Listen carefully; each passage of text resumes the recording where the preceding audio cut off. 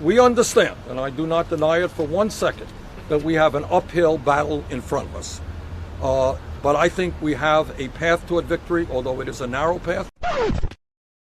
Bernie Sanders, the senator from Vermont and presidential hopeful who has been running to be the Democratic nominee, has been claiming recently that although rival Hillary Clinton is favored to win the nomination, that he has a narrow path to victory. But does he really? Delegate math can be puzzling, so we put together every possible scenario in which Bernie Sanders could win the nomination. This is Delegate Math Explained.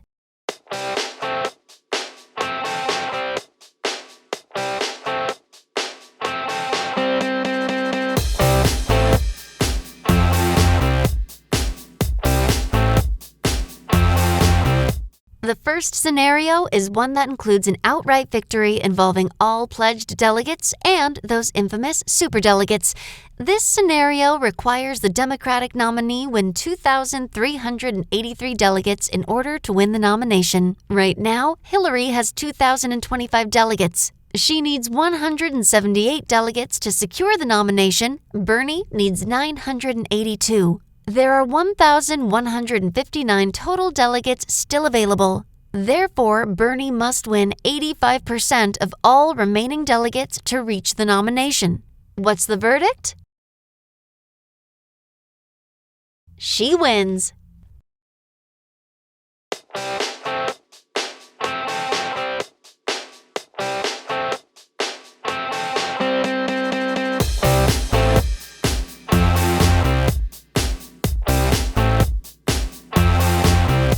What if the superdelegates switch and vote proportionally with the winner of their states?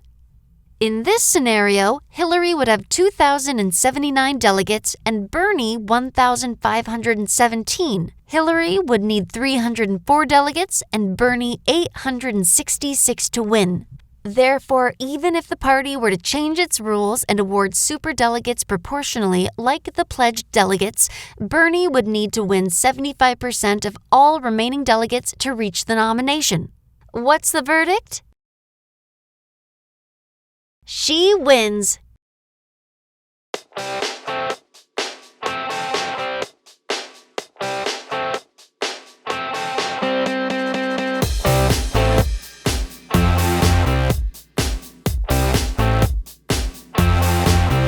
Some have complained that the Democrats should do away with this system, so let's imagine a world without superdelegates. They're undemocratic anyways. If the superdelegates are eliminated, the new majority of pledged delegates is 2,026. Hillary has 1,683, Bernie has just 1,362. Hillary would need 343, and Bernie needs 664. There are 933 delegates remaining. In this scenario, Bernie must win 71% of all remaining delegates to reach the nomination. What's the verdict? Hillary still wins, y'all.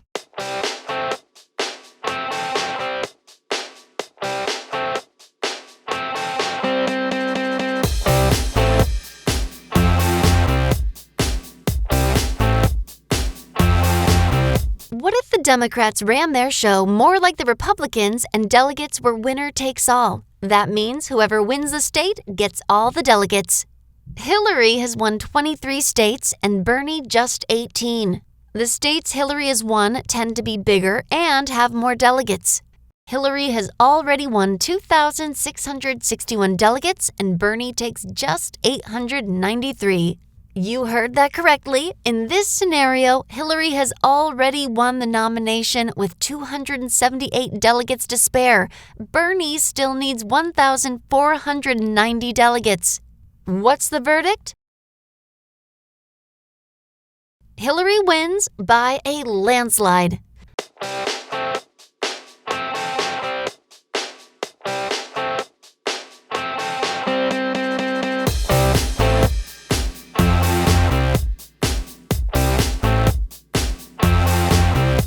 There has been a lot of talk this season, starting with the Republicans and now lately from the Sanders camp about contested conventions. A contested convention occurs only when no candidate has enough delegates to secure the nomination on the first round of voting at the Democratic convention. This year, there are only 2 candidates. It's mathematically impossible for one of them not to have a majority in the first round. What's the verdict? Looks like we're back to square one. She wins!